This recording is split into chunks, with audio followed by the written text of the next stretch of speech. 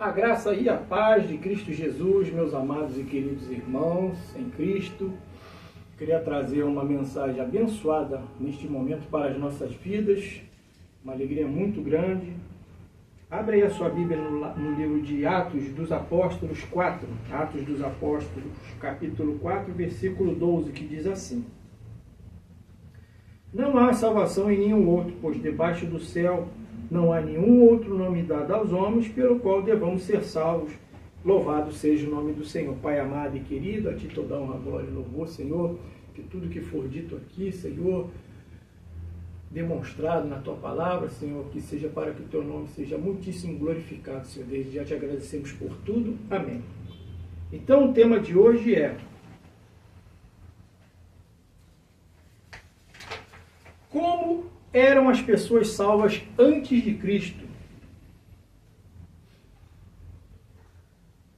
Como cristãos, acreditamos que somos salvos pela graça de Deus, através da fé no Salvador Jesus Cristo. É fé somente, em Cristo somente. A salvação, então, é dependente de algo que Deus tem feito para nós, ao invés de algo que nós fazemos para nós mesmos. Sabemos que as nossas boas obras simplesmente não nos podem salvar. E também reconhecemos que Jesus fez tudo necessário por nós. Ele morreu na cruz para pagar o preço de nosso pecado. Da cosmovisão cristã, Deus não existe somente, mas Ele tem algo para nos salvar, e tudo que Ele requer é que nós coloquemos a nossa fé em Jesus para a nossa salvação. Mas o que dizer de todas aquelas pessoas que viveram e morreram antes de Jesus nascer? Se a fé em Jesus for necessária, como eles poderiam ser salvos antes de seu aparecimento? Bem, aqueles que viveram antes de Jesus foram salvos exatamente da mesma forma que você e eu somos salvos, pela graça de Deus.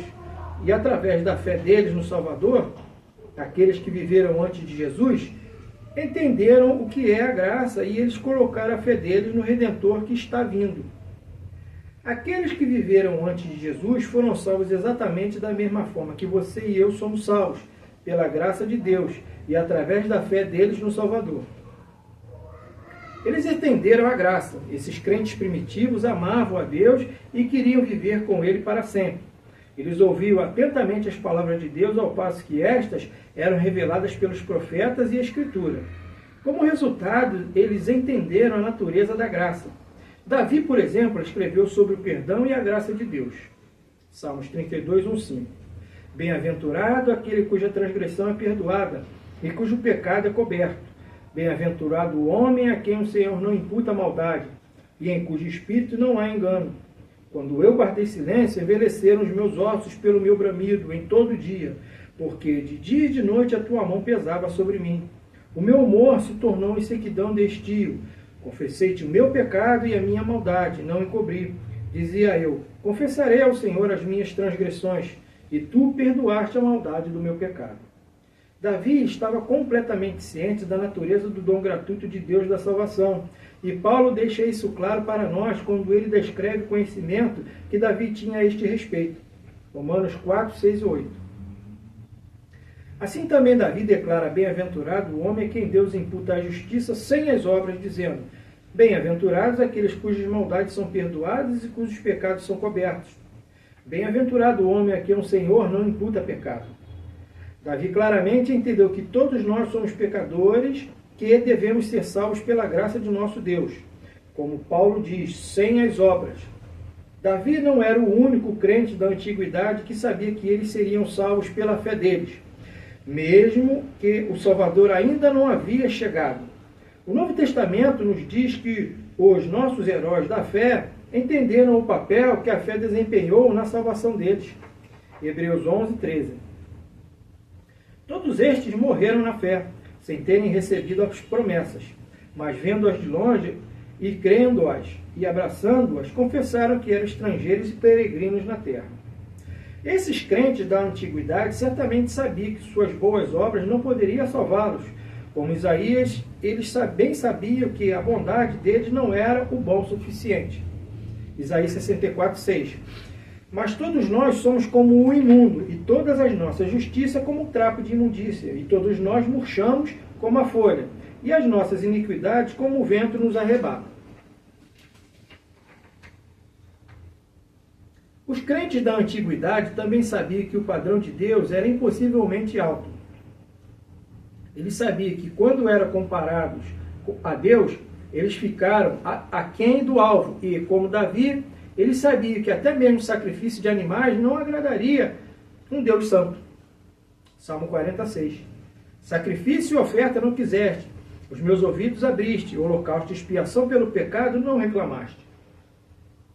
Os crentes da antiguidade sabiam que as próprias obras deles eram repetidamente insuficientes aos olhos de um Deus santo. Com o conhecimento limitado de Deus que lhes foram dados naquela época, eles entenderam que Deus teria que fazer algo dramático para salvá-los. Os seguidores de Deus que viveram antes de Jesus colocavam a fé deles no Salvador que estava por vir e que foi descrito desde os primórdios dos tempos. Deus disse a Adão e Eva que um de seus descendentes eventualmente derrotaria Satanás. Gênesis 3,15. E porém inimizade entre ti e a mulher, e entre a tua semente e a sua semente. Esta te ferirá a cabeça e tu lhes ferirás o calcanhar. Abraão entendeu que Deus providenciaria um sacrifício para o pecado, assim como ele entendeu que Deus providenciaria um sacrifício substitutivo para tomar o lugar de seu próprio filho, quando Deus chamou Abraão para sacrificar Isaque. Gênesis 22, 28. E disse a Abraão: Deus proverá para si o cordeiro para o holocausto, meu filho. Assim caminharam ambos juntos. Revendo milhares de anos atrás, Paulo nos relembra de que a fé de Abraão salvou. Abraão levou Isaque ao ponto do sacrifício, completamente esperando que Deus, em sua bondade, providenciasse um cordeiro. Romanos 4, 3. Pois que diz a Escritura: creu Abraão em Deus e isso lhe foi imputado como justiça.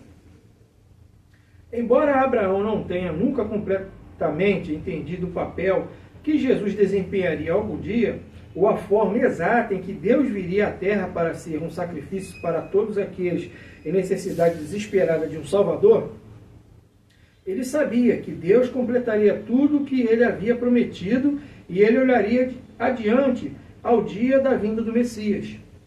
João 8,56. Abraão, vosso pai, exultou por ver o meu dia, e viu, e alegrou-se. Jó teve uma expectativa e esperança parecida por um Redentor. Ele sabia que Deus, de alguma maneira, salvá-lo ia, mesmo se ele estivesse incerto sobre os detalhes exatos. Jó 19, 25 e 26. Porque eu sei que o meu Redentor vive, que por fim se levantará sobre a terra, e depois, se consumida a minha pele, contudo ainda a minha carne, verei a Deus.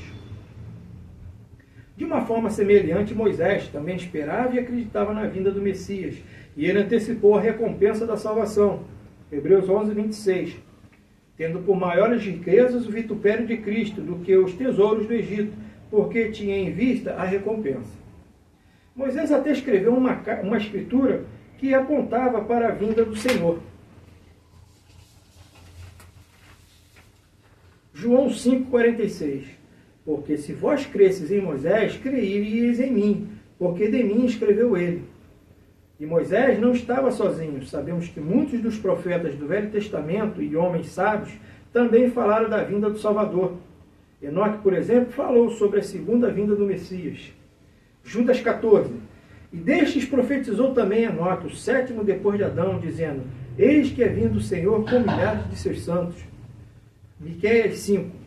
E tu, Belém Efrata, posto que pequena entre os milhares de Judá, de ti me sairá o que governará em Israel, e cujas saídas são desde os tempos antigos, desde os dias da eternidade. Os profetas também descreveram como o Messias seria traído. Zacarias 11, 12. Porque eu lhes disse: se parece bem aos vossos olhos, dai-me o meu salário, e se não, deixai-o. E pesaram o meu salário 30 moedas de prata. Os profetas também descreveram como o Messias morreria. Isaías 53, 5. Mas ele foi ferido por causa das nossas transgressões e moído por causa das nossas iniquidades. O castigo que nos traz a paz estava sobre ele. e pelas suas pisaduras fomos sarados. E os profetas também descreveram o fato de que o Messias seria ressuscitado. Salmos 16, 10. Pois não deixarás a minha alma no inferno, nem permitirás que o teu santo veja corrupção. Isaías 26, 19. Os teus mortos e também o meu cadáver viverão e ressuscitarão. Despertai e exultai, os que habitais no pó, porque o teu orvalho será como o orvalho das ervas, e a terra lançará de si os mortos. De fato, tanto foi escrito e predito sobre o Salvador, mesmo aqueles que precederam Jesus foram capazes de reconhecer a sua chegada. Atos 10, 43. A este dão testemunho todos os profetas, de que todos que nele creem receberão o perdão dos pecados pelo seu nome. Os detalhes eram claros para aqueles que honestamente amavam a Deus suficientemente para examinar as Escrituras. Por isso que Jesus esperava que alguém como Nicodemos entendesse a verdade do Evangelho, até mesmo antes de sua aparição. Jesus. João 3,10. Jesus respondeu e disse-lhe: Tu és mestre de Israel e não sabes isto? Os santos do Velho Testamento entendiam o papel e a importância da fé. E eles esperavam a vinda do Redentor e Messias que os salvaria. Eles realmente não deveriam nos surpreender, porque, de acordo com a Bíblia, o sacrifício de Jesus na cruz foi planejado por Deus desde o começo do tempo. Apocalipse 13, 8. E adoraram-na todos que habitam sobre a terra, esses cujos nomes não estão escritos no livro da vida do Cordeiro, que foi morto desde a fundação do mundo. Aqueles que amaram a Deus e viveram antes de Jesus, que Jesus soubesse que os seus pecados seriam expiados pelo sacrifício deste Salvador. Isaías 53, 6. Todos nós andávamos desgarrados como ovelhas, cada um se desviava pelo seu caminho, mas o Senhor fez cair sobre ele a iniquidade de nós todos. Romanos 3, 25. Ao qual Deus propôs para a propiciação pela fé no seu sangue, para demonstrar a sua justiça pela remissão dos pecados dantes cometidos, sob a paciência de Deus. Assim como nós, estes crentes da antiguidade foram salvos pela graça somente, por meio do Salvador somente, mesmo se o entendimento deles acerca do Salvador não fosse tão completo como o nosso hoje. Alguns podem argumentar que a fé deles era incompleta. Eles não entenderam a exata identidade do Messias, e eles não sabiam exatamente como Deus cumpriria o sacrifício necessário para salvá-los. Mas quem dentre nós tem uma fé verdadeira, completa? A sua falta de entendimento pleno o desqualifica da salvação? De cada um de nós é esperado fazer o máximo que podemos fazer com a informação que temos. Um dia, cada um de nós será responsabilizado pela informação que recebemos de Deus. Seremos perguntados: o que você fez com o que eu revelei a você? O talento que eu recebi. Assim como nós, os santos do Velho Testamento, fizeram o máximo que podia com o que foi revelado a eles. Eles depositaram toda a sua fé em tudo o que Deus lhes havia dado. E essa fé em Deus e em sua promessa de um Salvador futuro foi suficiente para eles serem incluídos na família de Deus. Louvado seja o nome do Senhor. Uma palavra muito abençoada, que eu também não conhecia, acabei aprendendo. Reflita na Bíblia, né? Essa reflexão. Procura, né, ler para ver se mesmo isso está na Bíblia, de fato, de verdade. Tá bom, meus irmãos? Que a Bíblia é a palavra de Deus. Amém? Queria agradecer primeiro a Deus, aos irmãos que se inscreveram no canal, as irmãs, né? Você que não se inscreveu, se inscreve, dá o seu like, compartilha, comenta. O canal é nosso, tá bom? E queria pedir a Papai do Céu que nos abençoe ricamente com as bênçãos da eternidade dele neste dia, porque em Cristo Jesus nós somos mais que vencedores. Amém.